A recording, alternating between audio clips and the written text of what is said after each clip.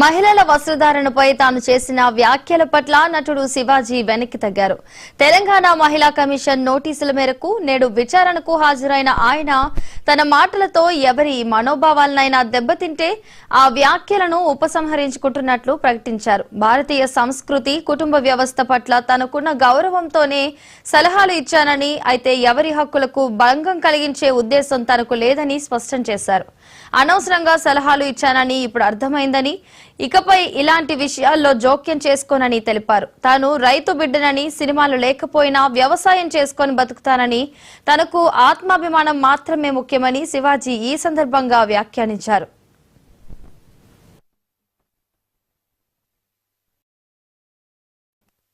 నన్ను అంతగా అసహించుకోవడానికి, మీరు నా మీద అంత జలసి రావడానికి ఏమిటమ్మా కారణం? నేనేం తప్పు చేశాను? నా బుద్ధి గడ్డి తిని మీ నాన్న చెప్పడా మీ ఇంట్లో, మీ అమ్మ చెప్పదా మీ ఇంట్లో? అంత ద్వేషం ఎందుకు పెంచుకుంటున్నారు? వినా స్త్రీయ జననం నాస్తి, స్త్రీ లేకపోతే ప్రపంచమే లేదు. అసలు ఈ మానవాళ్లే లేదు. ఎవరు బట్టలు ఎలా వేసుకుంటే నాకేంటమ్మా? నేను ఒక తండ్రిలాగా నా దగ్గర హీరోయిన్లు, ఇప్పుడు హీరోయిన్లు అందరూ కూడా నాకు తండ్రిలాగా నేను పాత్రలు చేస్తున్నాను కాబట్టి నా బిడ్డలకు చెప్పినట్టు చెప్పానే కానీ ఇంతకుముందు ఎప్పుడు ఎవరు ఏమీ అనలేదమ్మా. వాళ్ళ మీద మీరు ఇలాగే కంప్లైంట్లు ఇచ్చారా? జూమ్ మీటింగులు పెట్టుకొని మీలో మీరే? మహిళల వస్త్రధారణపై తాను చేసిన వ్యాఖ్యల పట్ల నటుడు శివాజీ వెనక్కి తగ్గారు. ఈ అంశానికి సంబంధించి మరింత సమాచారాన్ని స్పెషల్ కరెస్పాండెంట్ దుర్గేష్ అందిస్తారు. దుర్గేష్, చెప్పండి. తెలుగు రాష్ట్రాల మొత్తం సంచలనం రేపినటువంటి శివాజీ మాటలు మొత్తం మాటల యుద్ధం జరిగినటువంటి చెప్పుకోవాలి. మహిళల పట్ల ఒక దండోర సినిమా ప్రివెంట్ ఏదైతే జరిగిందో, ఆ సినిమాలో జరిగినటువంటి మాటలు ఏదైతే జరిగిందో, మహిళల పట్ల చీర, శారీలు ఏ విధంగా కట్టాలో, డ్రెస్ కోడ్ ఏ విధంగా వేసుకున్నారో దానిపైన ఆ మాటలైనటువంటి మాటలు మొత్తము వైరల్ కావడం జరిగింది. దానిపైన మహిళా కమిషన్ స్పందిస్తూ ఒక నోటీసులు జారీ చేయడం. ఈ రోజు ఖచ్చితంగా తను 27 తారీఖున నోటీసులు జారీ హాజరు కావాల్సిన పరిస్థితుల్లో తను హాజరు కావడం జరిగింది. హాజరైనప్పుడు కమిషన్ అడిగినట్టు ప్రశ్నకు తను సమాధానం చెప్పడం జరిగింది. అంటే నేను జరిగినటువంటి దండోర సినిమాలో మాటలు దొరికాయి, నా మాటలకు ఎవరికైనా బాధ కలిగించినట్టయితే నన్ను క్షమించండి అని చెప్పినటువంటి పరిస్థితి మనకు ఉన్నది. ఎందుకంటే తను కమిషన్ ముందు చెప్పుకోవడం జరిగింది. కమిషన్ ముందు జరిగినటువంటి మాటలు ఏమైతే జరిగిందో అది ఎవరికైతే నేను ఉద్దేశపూర్వకంగా నేను మాట్లాడలేదు, కేవలం అక్కడ ఉన్నటువంటి భారతదేశ సాంప్రదాయ పద్ధతి ప్రకారమే మహిళలు ఉండాలి, ఇట్లా బట్టలు ఇట్లా విడిగా వేసుకోకూడదని మాట్లాడాను.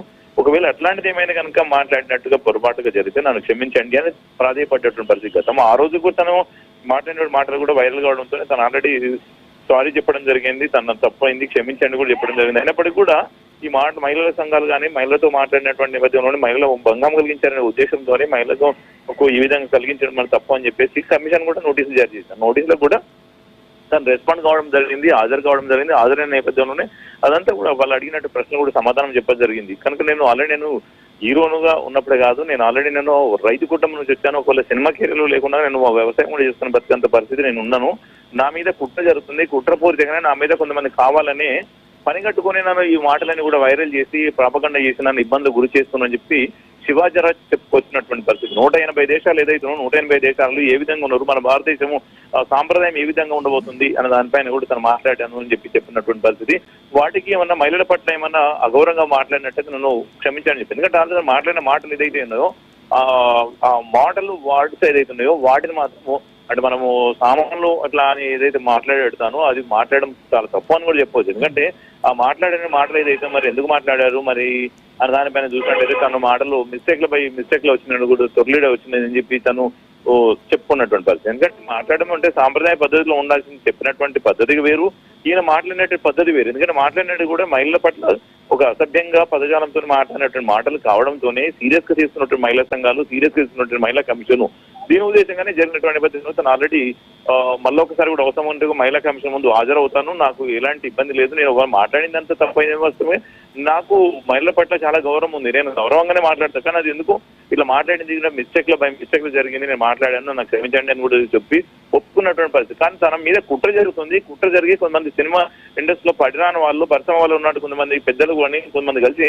నా మీద కుట్రపూరితంగా మహిళలతో రెచ్చగొట్టి సోషల్ మీడియాలో వేదిక చేసుకుని నా మీద అనవసరమైన రాబండాలు చేస్తున్నానని, రాబండాలు మోపుతున్నానని చెప్పి శివాజీ రాజా చెప్తున్నటువంటి మాటలు. ఇలా ఉదయం ఆల్రెడీ కమిషన్ ముందు హాజరైన తర్వాత బయట మీడియాతో మాట్లాడుతూ తను చెప్పినటువంటి మాటలు ఇవి. ఎందుకంటే ఆల్రెడీ కొన్ని సినిమాలో ఎవరైతే ఉన్నారో విలన్ క్యారెక్టర్స్ ఉన్న వాళ్ళు కానివ్వండి, మిగతా వాళ్ళు ఎవరైతే ఉన్నారో సినిమాలకు సంబంధించిన వాళ్ళందరూ కూడా శివాజీని టార్గెట్ చేసుకొని ఈ విధంగా మాట్లాడుతున్నాయి తను చెప్పుకుంటూ వచ్చిండు. తన గౌరవ సినిమాలే కాదు, సినిమాకు ముందు నేను వ్యవసాయదారుని కుటుంబాలు పుట్టిన వాడిని, అవసరం నేను వ్యవసాయం తిరిగి నేను పని చేసుకుంటానని చెప్పుకోదు. నాకు సినిమాలతో నాకు పెద్ద ఏం లేదు అని చెప్పుకోవడం రాముడు. మళ్ళీ తర్వాత అవసరం ఉంటే మళ్ళీ మహిళా కమిషన్ కనుక మళ్ళీ అవసరం అనుకుంటే నోటీసులు జారీ చేస్తే ఖచ్చితంగా నేను మళ్ళీ మహిళా కమిషన్ ముందు హాజరవుతాను.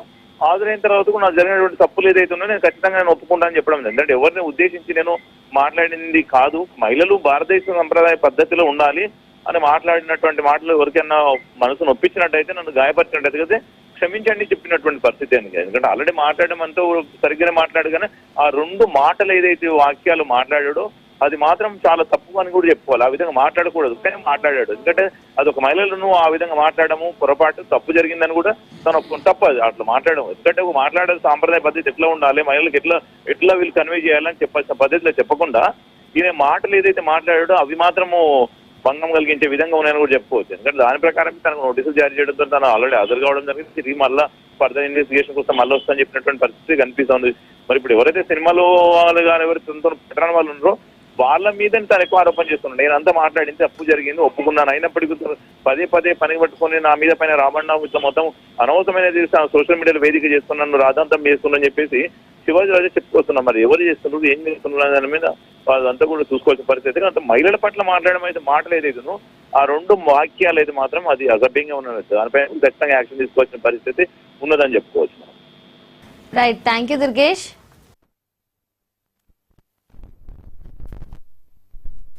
ఆడవాళ్ళంటే ఏమనుకుంటున్నారు మీరు? మీలో ఉన్నదే బయట వస్తుంది. అదేంటా మాటలు? శివాజీ గారు కానీ ఎవరు కానీ ఒక వేదిక మీద మాట్లాడేటప్పుడు ఒళ్ళు దగ్గర పెట్టుకుని మీకు భిన్నాభిప్రాయాలు ఉండొచ్చు. భిన్నాభిప్రాయాలు ఎలా చెప్పాలి? ఏ మాటలతో చెప్పాలి? భాష అది, తెలుగు భాష అది. ఖచ్చితంగా శివాజీ గారు చెప్పింది తప్పు. మీ దృష్టి మార్చుకోండి. గిల్లేది ఎవరండి? అమ్మాయిని మగాళ్లే కదా.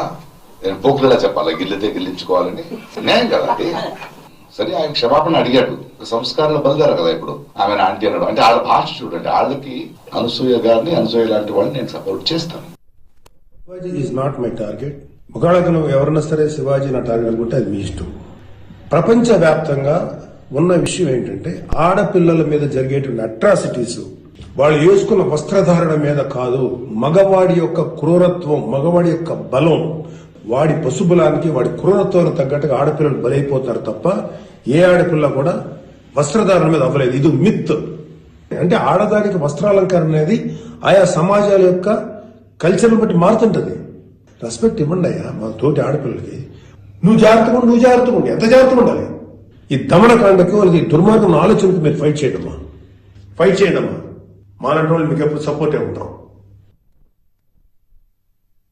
ఈ బట్టల గురించి ఏదైతే మాట్లాడుతూ వస్తున్నారో ఇదంతా చాతగానితనం, self control, insecurity, self control లేని వాళ్ళు వాళ్ళకి కంట్రోల్ లేనప్పుడు వేరే వాళ్ళని కంట్రోల్ చేయాలని చూస్తుంటారు అనమాట.